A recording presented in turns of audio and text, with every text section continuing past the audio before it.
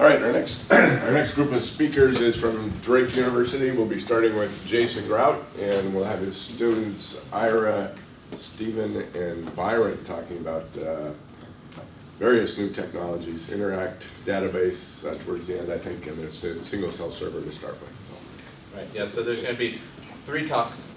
First, an introductory talk to Sage Cell Server, which means Sage for the masses. A second talk about Interact Database, which is something we've been working on for the last couple of weeks and provides a way to basically host and comment and share and rate and all sorts of things. Any Sage resource, not just little snippets, but hopefully like lots of interaction, things like that. Byron will talk about that. And then we'll come back for a more technical talk about the 2nd generation Sage Cell Server. So if you want to tune out for that technical talk, that's fine. But the first 2 talks should be more general interest. The Sage Cell Server, I like to think of this as a way to lower the barrier to using Sage from not having to create an account or go to a special website, etc. It brings Sage to the user. This HTML page is up on the wiki, so you can follow along if you'd like. So aleph.sagemath.org is sort of our flagship Sage Cell Server. You just click on the link. The wireless in here works. It seemed like it was slowing down here. You got a direct connect there. Yeah, give me that second. A wire. Yeah, I do have a wire. I can plug this in and see if that makes it. Okay, so the idea is you have a single cell, like in the Sage Notebook, that you can do any computations you want in. So for example, print load world, and it goes to the server, executes it, and comes back with the results. So you can do pretty much any Sage computation that you can do in the notebook here as a single Sage cell. But not just that, you can ask the user to pull up the Sage cell and type in any computation, but you can also preload information by using permalinks. So you'll notice here, well let's see, let me just click on it. So you notice here, I have a HTML link that preloads information into the Sage cell, preloads code. You'll notice in the URL, here is actually all the code. It's zipped and base64 encoded and put it into the URL here. What this means is that it really is a permalink. Your actual code that we're loading in here is part of the URL. So you can go to any other Sage Cell server and put that same URL in there, and that should decode the code, unzip the code from the URL, and put it in here. It also automatically executes the code. So we see you could do computations, graphs work just fine, interacts work just fine. So you got sliders and interacts. So this is factoring the year. Any sort of computation you want, 3D graphs work okay, etc. What do you mean by zip and base64? Okay, so what it does, so this is the technical side of things.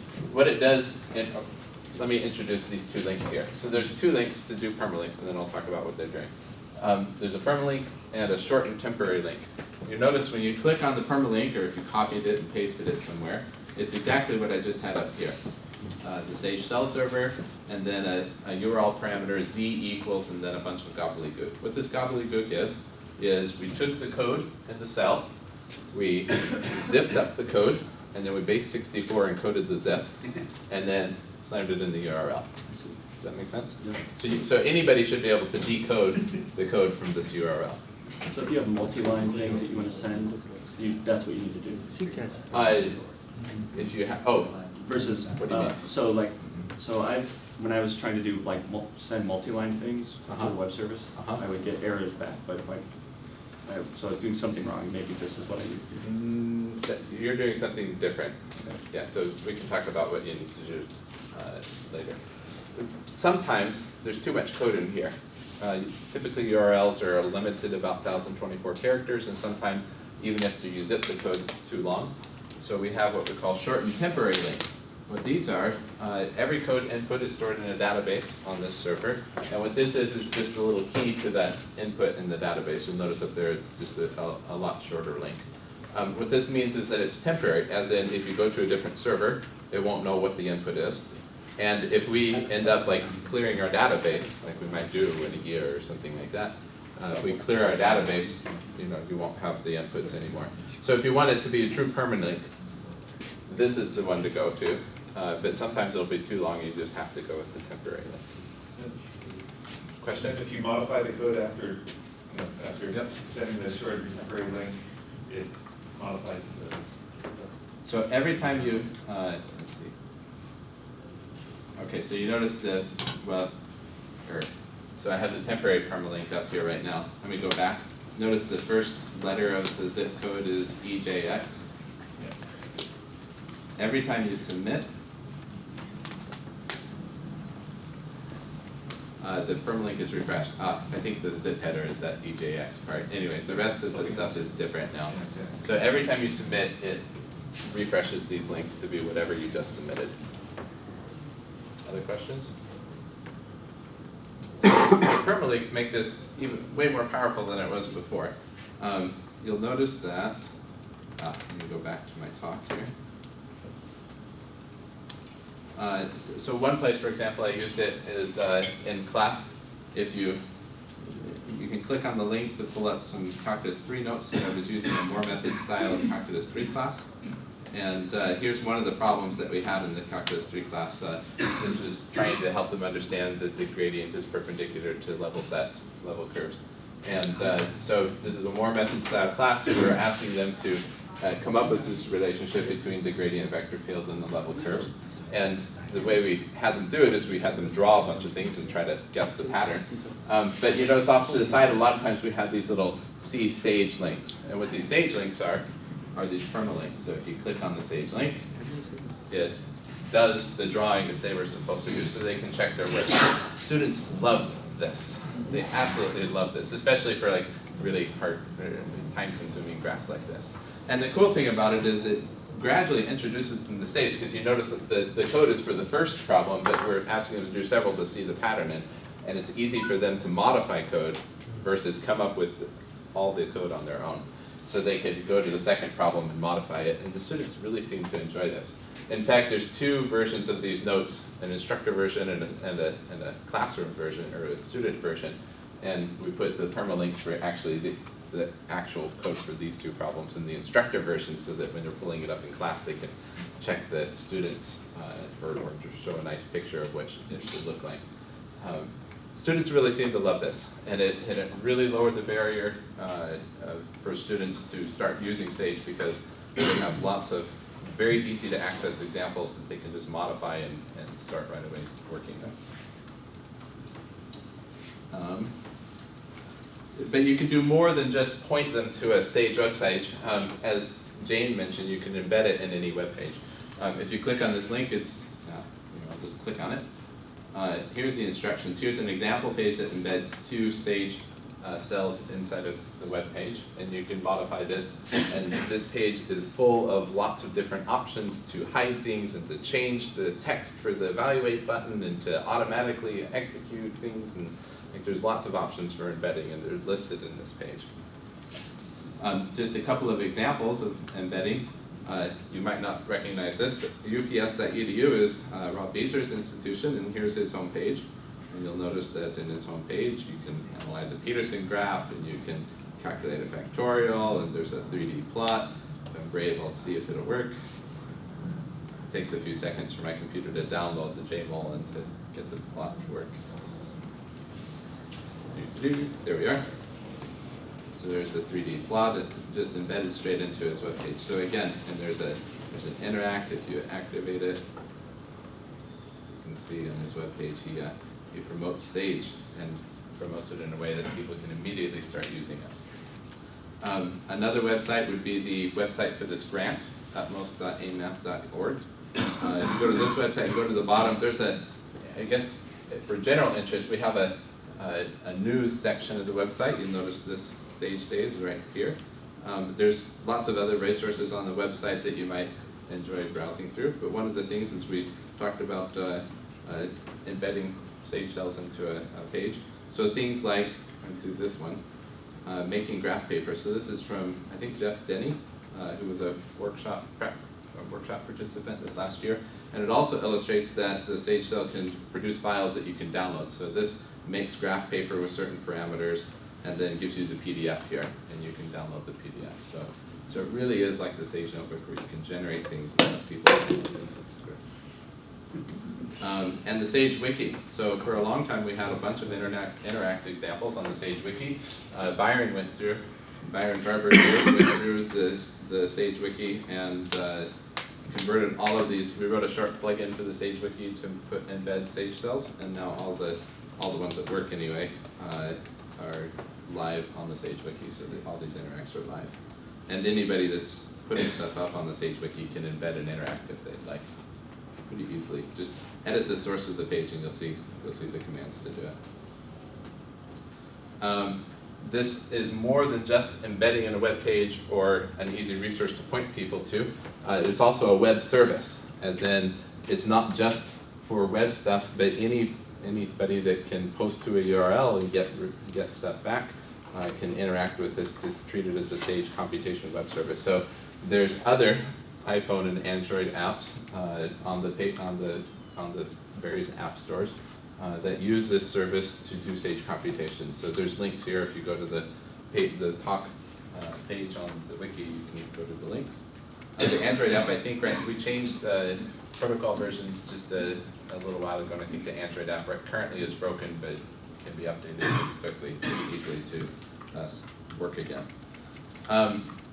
So actually, the WebWork guys are looking at using this Sage Cell service.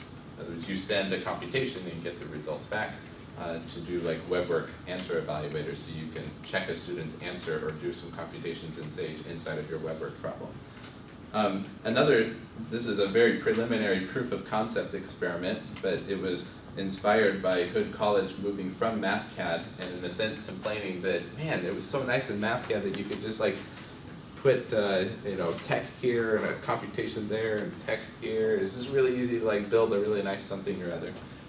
Since you can embed Sage computations in any web page, here's just a proof of concept experiment for it to load here on making worksheets using Sage cells and text boxes. So if I click anywhere, it embeds a Sage cell.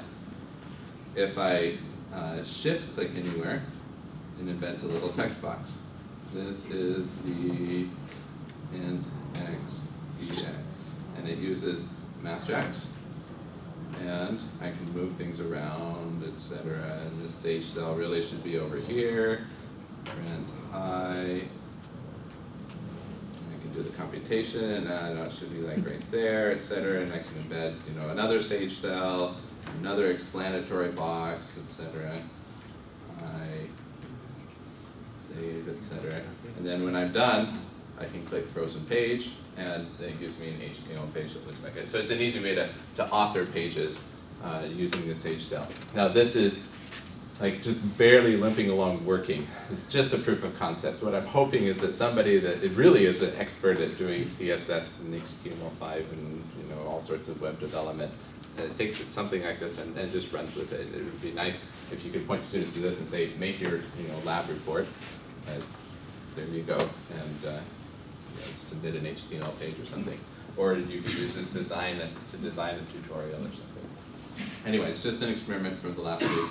If anybody wants to take it and run with it, be my guest. All right, so at this point, questions about the Sage Cell server? Okay. At this point, we'll have Byron Barber talk about the Interact database that he's been working on, and then we'll come back to the technical discussion on the second generation of the Sage Cell server. Right, so for the past month, I guess, maybe a little less than that, I've been working on the Interact database, which is a website that is public, that anyone can go to and share little code snippets or interacts. It doesn't have to be an interact necessarily, but any kind of Sage code. And it's designed to be really easy to share and make public to other people so they can rate it, share it with others, contact you if they want to get more information about your code. And it's, let's see, we'll start looking at the user login, I guess. This is the home page.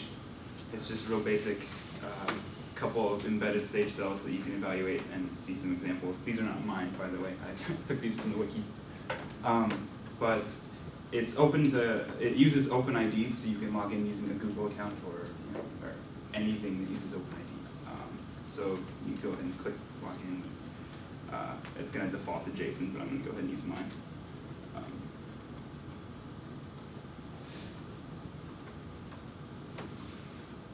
So this is at interact.sagemath.org. Feel free to go to it if you want. Yeah, so anonymous viewers can see any post, they can go view posts, and they can share them, but they can't add posts, so you have to have an account to add a post to the page. But once you do, it's really simple. So I'm going to start by just showing you the recent post page, I guess. So there are only 2 up right now. This is one that I've taken from the wiki. This is Mandelbrot's fractal binomial measure by William. So you can see the basic format. I guess I'll go back to the teaser page. The teaser page shows just the title and who it's by and when it was posted. A real brief description, a screenshot if you added one, the current rating of the post, some tags, and then a few links that you can use to share or add a comment or bookmark the page, and I'll show all of you that later. But going to the actual post, you can see a full description. The code is embedded in a Sage cell, so if a click evaluate, you can see it and I can interact with it. And you can see a static screenshot that I added when I created the post. And then I've got resource like author credit, so this obviously was not designed by me, so I gave him credit for this. And if you go down to the bottom, you can share the snippet. It's really simple. You just click Twitter or whatever you want to share it on, and there are lots of things to share it with. Or you can email it, from if you're using an email provider. If you aren't using a Gmail account or any of these accounts, it'll open it in your browser, so, or in whatever web or email application you use. So I can add a comment for one thing, and save it, and it'll add it to the page. And anyone can add a comment or give their advice for the thing or thank somebody for posting it. I'm going to go ahead and I'm going to go down here and bookmark this one because I think that this might be helpful to me later on, and I want to have quick access to it. So I click bookmark, and it'll show up in my user profile. But supposing I want to add my own code snippet, I can go up here and click Add Snippet. So I give it a title and a description. So I'm just going to use real small things here for the sake of time. You can give a full description here, and that's useful if you're going to have lots of text along with your actual code. But you can also add a summary, which will show up on the teaser page, where it's a smaller box. It just has a little bit of information.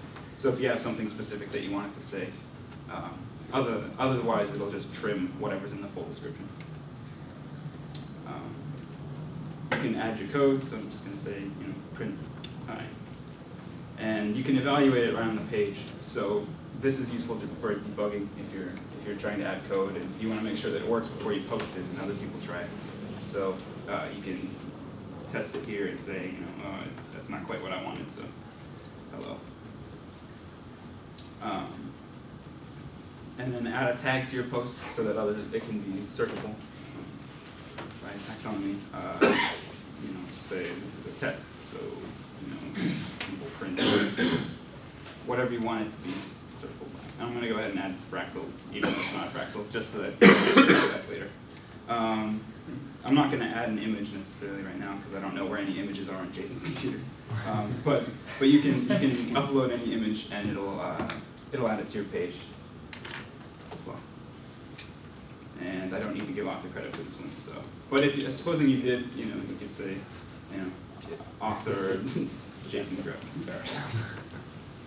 And if you need to cite more than one person, you can add another one. You can add multiple boxes. And then it's required to have this checkbox for the licensing, so just leave a check. It won't cause you any problems. It's all under CC by 3. Yeah. And so required posts or required fields are the title, the description, and the checkbox, but obviously you probably want to have code in there as well. So you can preview the page if you want, but I'm going to go ahead and save it. And here's my interact, or code snippet, I guess. And I'm going to do one, sorry, there's not much here, so. Let's see, so I can edit the post if I want. You know, after you've posted it and you see something that's wrong with it later, you can come back and fix it. For the time being, I'm going to leave it. And I'm going to go back to the recent post page. And you can see that it's appeared here. It's also appeared on the top rated posts, because there are only 3 at the time. But I've got just my code, and then it's at the bottom of the list. So I'm going to go ahead and go to the user profile page. So if you scroll down to the very bottom of the page, you can see a few smaller menus in the footer. On the far left is the user menu, and then recent posts, recent comments, who's online. You see Gwen's online. So if I go to my account, I can see my history, how long I've been a member for, and you click the bookmarks tab, and you can see that I've bookmarked this page. So this is the interact that I bookmarked earlier, and I can get back to that really quickly just by clicking that link.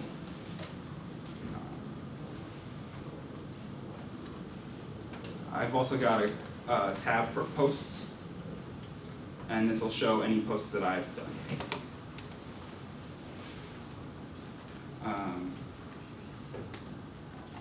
So if I go to anyone's page, anyone's post, I can also click on their name, and it'll show me the things that they have bookmarked and posts that they've created as well.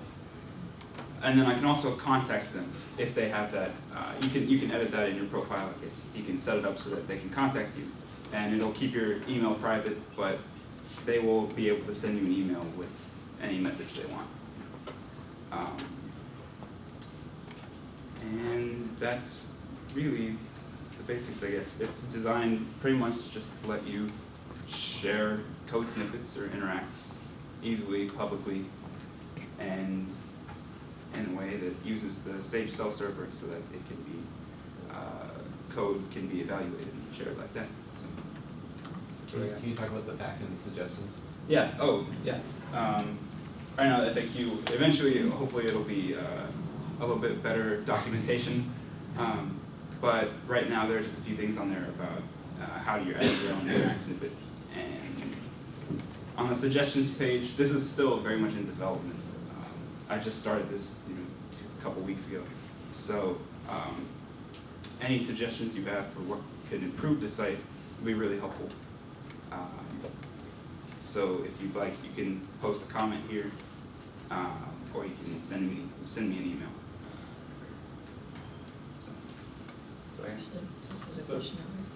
This doesn't really, it's not specific to interacts really at all, it's just any Sage code. correct, I yes. think it would be great to have something like this for exercises, for a class.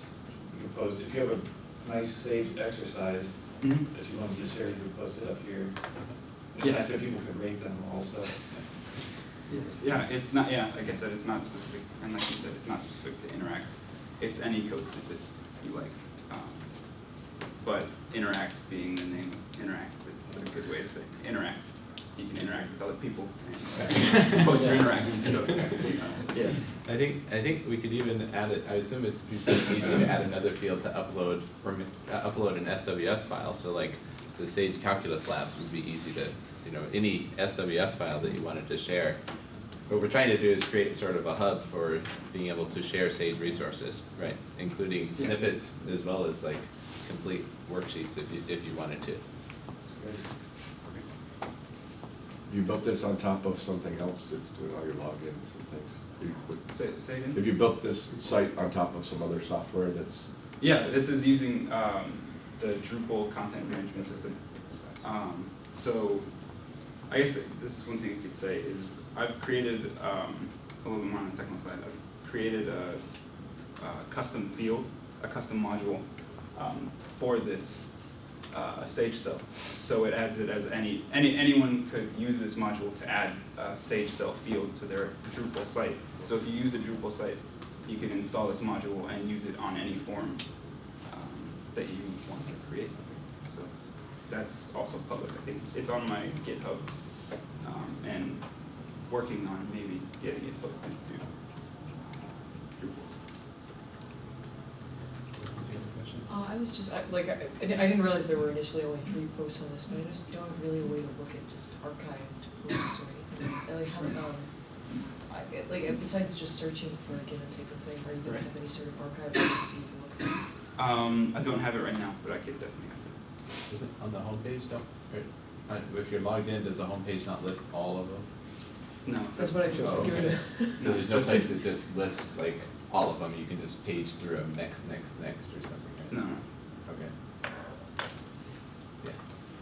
Really, sometime in the future when there are many Yeah. things on here, that will not be such a useful feature. The search will be Okay, so much more useful. Wolfram Demonstrations has close to 8,000. How close can we get today? Yeah. So I'd probably recommend using something like Apache Solr integration, and then you can get faceted search by all the categories that you associate with a given content item. So you can tag something exercise versus example, and filter by exercises or whatever other tags you associate. Okay. Wait, you said Apache what? Apache Solr, so it uses the Apache Solr search engine. Is that a text search engine or just Yeah, a general it's search full engine? text searching plus, Okay. so it's based on Lucene. That's what I was wondering, Solr is a okay. web service around that. Ah, okay. So you combine that with Apache's, okay, this is separate from serving it using Apache or something like that, right? It's, Yeah, exactly. So what happens is that you set things up so that whenever you post new content, it gets sent to a Solr server for indexing, and then all your queries are done against the Solr server. Basically replaces Drupal's built-in search, which is okay but not great. okay. Good suggestion, Keith. Post it up on the comment so that we have a record of like the words and things like that. So feel free to contact me any suggestions or any comments that you have. Really appreciate it. Great, Thanks. great. Yeah.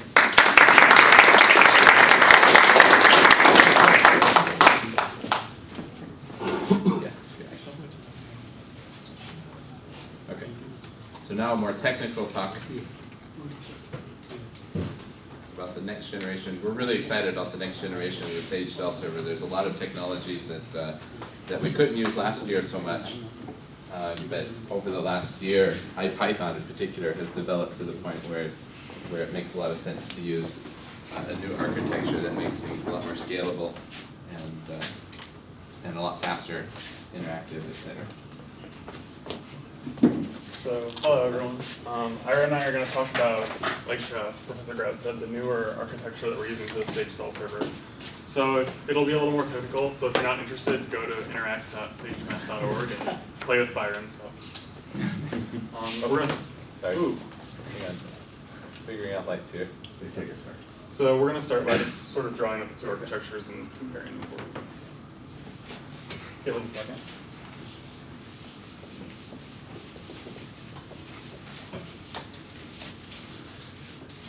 Can we say fill out the survey and add an interact to the database today?